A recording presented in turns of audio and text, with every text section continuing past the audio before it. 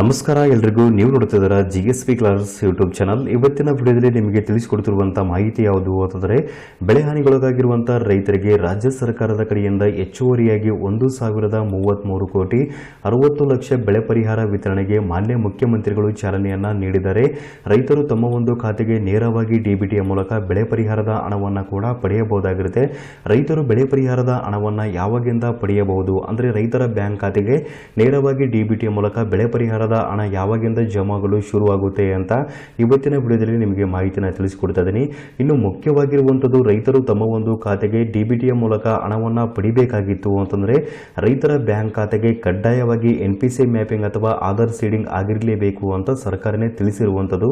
ಹಾಗಾಗಿ ನಿಮ್ಮ ಒಂದು ಬ್ಯಾಂಕ್ ಖಾತೆಗೆ ಆಧಾರ್ ಸೀಡಿಂಗ್ ಅಥವಾ NPC ಮ್ಯಾಪಿಂಗ್ ಆಗಿದೆಯಾ ಅಥವಾ ಇಲ್ವಾ ಅಂತ ಯಾವ ರೀತಿಯಾಗಿ ಸ್ಟೇಟಸ್ನ ಚೆಕ್ ಮಾಡ್ಕೋಬೇಕು ಅಂತ ಇವತ್ತಿನ ವಿಡಿಯೋದಲ್ಲಿ ನಿಮಗೆ ಸಂಪೂರ್ಣವಾಗಿ ಮಾಹಿತಿನ ತಿಳಿಸಿಕೊಡ್ತಾ ಇದ್ದೀನಿ. ಸೊ ಅದಕ್ಕಿಂತ ಮುಂಚೆ ತಮ್ಮಲ್ಲಿ ಒಂದು ಸಣ್ಣ ರಿಕ್ವೆಸ್ಟ್, ತಾವು ಇನ್ನವರೆಗೂ ನಮ್ಮ ಒಂದು ಚಾನಲ್ನ ಸಬ್ಸ್ಕ್ರೈಬ್ ಮಾಡಿಲ್ಲ ಅಂತಂದರೆ ದಯವಿಟ್ಟು ನಮ್ಮ ಒಂದು ಚಾನಲ್ನ ಸಬ್ಸ್ಕ್ರೈಬ್ ಮಾಡಿ ಹಾಗೂ ಪಕ್ಕದಲ್ಲಿರುವಂಥ ಬೆಲ್ ಐಕನ್ ಅನ್ನು ಕ್ಲಿಕ್ ಮಾಡಿ.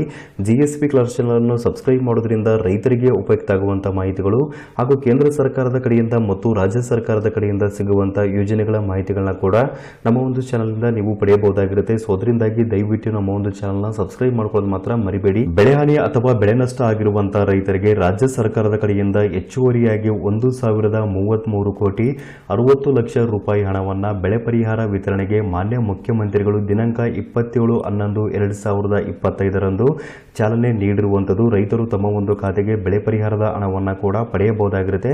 ನೇರವಾಗಿ ರೈತರ ಬ್ಯಾಂಕ್ ಖಾತೆಗೆ ಬೆಳೆ ಪರಿಹಾರದ ಹಣವನ್ನು ಮುಖ್ಯಮಂತ್ರಿಗಳು ಬಿಡುಗಡೆ ಮಾಡಿದಾರಾ ಅಂತ ಕೇಳಿದ್ರೆ ಖಂಡಿತವಾಗ್ಲೂ ಕೂಡ ನೇರವಾಗಿ ರೈತರ ಬ್ಯಾಂಕ್ ಖಾತೆಗೆ ಹಣವನ್ನು ಬಿಡುಗಡೆ ಮಾಡಿಲ್ಲ.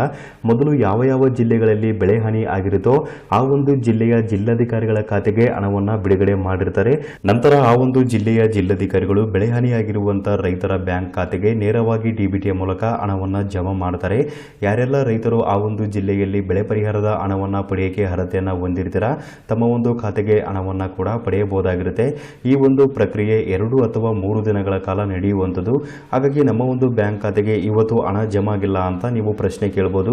ನಿಮ್ಮ ಒಂದು ಬ್ಯಾಂಕ್ ಖಾತೆಗೆ 2-3 ದಿನಗಳಲ್ಲಿ ಹಣ ಬರುವಂತ ಎಲ್ಲ ಸಾಧ್ಯತೆ ಕೂಡ ಇರುವಂಥದ್ದು.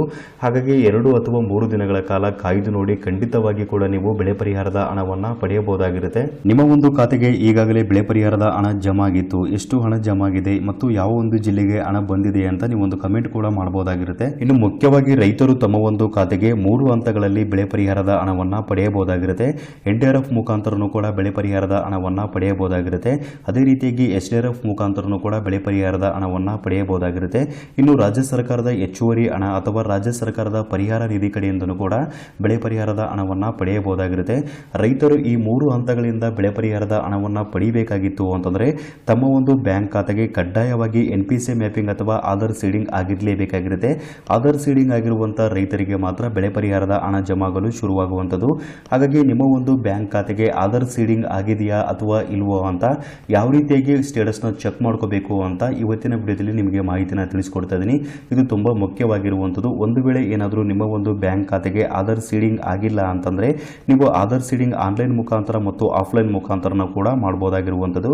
ರೈತರು ತಮ್ಮ ಒಂದು ಫೋನಿನ ಮುಖಾಂತರ ತಮ್ಮ ಒಂದು ಆಧಾರ್ ಸೀಡಿಂಗ್ ಆಗಿದೆಯಾ ಅಥವಾ ಇಲ್ವೋ ಅಂತ ಯಾವ ರೀತಿಯಾಗಿ ಸ್ಟೇಟಸ್ನ ಚೆಕ್ ಮಾಡ್ಕೋಬೇಕು ಅಂತ ಕೇಳಿದ್ರೆ, ನಿಮ್ಮ ಒಂದು ಫೋನಿನ ಮುಖಾಂತರ ಆಧಾರ್ ಅಫಿಷಿಯಲ್ ವೆಬ್ಸೈಟ್ಗೆ ನೀವು ಭೇಟಿ ನೀಡಬೇಕಾಗಿರುತ್ತೆ. ಈ ಒಂದು ವೆಬ್ಸೈಟ್ ಲಿಂಕ್ ನಾನು ಈ ಒಂದು ವಿಡಿಯೋ ಕೆಳಗಡೆ ಇರುವಂತಹ ಡಿಸ್ಕ್ರಿಪ್ಷನ್ ಬಾಕ್ಸ್ ಅಲ್ಲಿ ಕೊಟ್ಟಿರ್ತೀನಿ. ನೀವು ಅಲ್ಲಿಂದ ಓಪನ್ ಮಾಡಿಕೊಂಡ್ರೆ ಇಲ್ಲಿ ಕಾಣುವಂತಹ ವೆಬ್ಸೈಟ್ಗೆ ನೇರವಾಗಿ ಭೇಟಿ ನೀಡ್ತೀರಾ. ಈ ಒಂದು ವೆಬ್ಸೈಟ್ಗೆ ಭೇಟಿ ನೀಡಿದ ನಂತರ ವೆಲ್ಕಮ್ ಟು ಮೈ ಆಧಾರ್ ಅಂತ ಬಂದಿರುತ್ತೆ.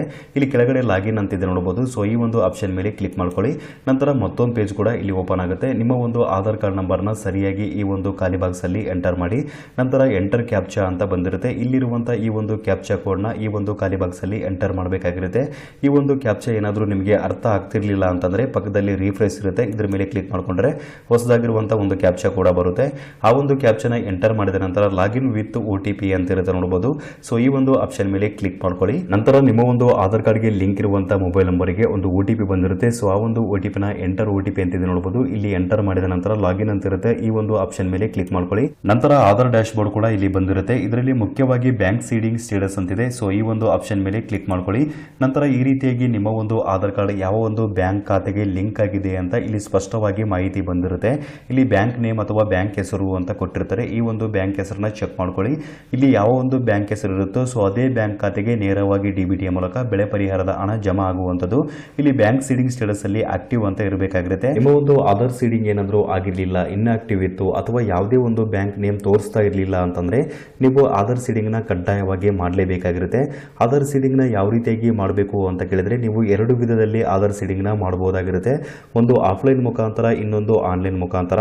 ಆಫ್ಲೈನ್ ಮುಖಾಂತರ ಅಂತ ಹೇಳಿದ್ರೆ ನೀವು ಯಾವ ಒಂದು ಬ್ಯಾಂಕ್ ಅಲ್ಲಿ ಖಾತೆನ ಹೊಂದಿರ್ತೀರಾ, ಸೊ ಆ ಒಂದು ಬ್ಯಾಂಕಿಗೆ ಭೇಟಿ ನೀಡಿ ಅಲ್ಲಿ ನಿಮ್ಮ ಒಂದು ಆಧಾರ್ ಕಾರ್ಡ್ನ ಕೊಡಬೇಕಾಗಿರುತ್ತೆ. ಆಧಾರ್ ಕಾರ್ಡ್ನ ಕೊಟ್ಟು ತಂಬ್ ಇಂಪ್ರೆಷನ್ ಅಥವಾ ಬೆರಳಚ್ಚನ್ನ ಕೊಟ್ಟು ನೀವು ಅಲ್ಲಿ ಆಧಾರ್ ಅಥೆಂಟಿಕೇಶನ್ ಅಥವಾ ಆಧಾರ್ ಸೀಡಿಂಗ್ ನ ಕೂಡ ಮಾಡಬಹುದಾಗಿರುವಂತದ್ದು. ಆನ್ಲೈನ್ ಮುಖಾಂತರನೂ ಕೂಡ ನೀವು NPCI ಮ್ಯಾಪಿಂಗ್ ಅಥವಾ ಆಧಾರ್ ಸೀಡಿಂಗ್ ನ ಕೂಡ ಮಾಡಬಹುದಾಗಿರುತ್ತೆ. ನಿಮಗೆ ಮಾಹಿತಿ ಬೇಕಾಗಿತ್ತು ಅಂತಂದ್ರೆ ನನಗೆ ಕಮೆಂಟ್ ಮಾಡಿ. ಮುಂದಿನ ವಿಡಿಯೋದಲ್ಲಿ ಆಧಾರ್ ಸೀಡಿಂಗ್ ನ ಯಾವ ರೀತಿಯಾಗಿ ಆನ್ಲೈನ್ ಮುಖಾಂತರ ಮಾಡಬೇಕು ಅಂತ ನಿಮಗೆ ಮಾಹಿತಿನ ತಿಳಿಸ್ಕೊಡ್ತೀನಿ. ಸೊ ಈ ಒಂದು ಮಾಹಿತಿ ಎಲ್ಲರಿಗೂ ತಿಳಿದಿರಲಿ ಅಂತ ನಾನು ಇವತ್ತಿನ ವಿಡಿಯೋದ ಮೂಲಕ ನಿಮಗೆ ಮಾಹಿತಿನ ತಿಳಿಸ್ಕೊಟ್ಟಿದ್ದೀನಿ. ಸೊ ಈ ಒಂದು ಮಾಹಿತಿ ನಿಮಗೆ ಇಷ್ಟವಾಗಿತ್ತು ಅಂತಂದರೆ ಮಾಹಿತಿಗೆ ತಪ್ಪದೆ ಲೈಕ್ ಮಾಡಿ ಹಾಗೂ ಎಲ್ರಿಗೂ ಈ ವಿಡಿಯೋನ ಶೇರ್ ಮಾಡಿ.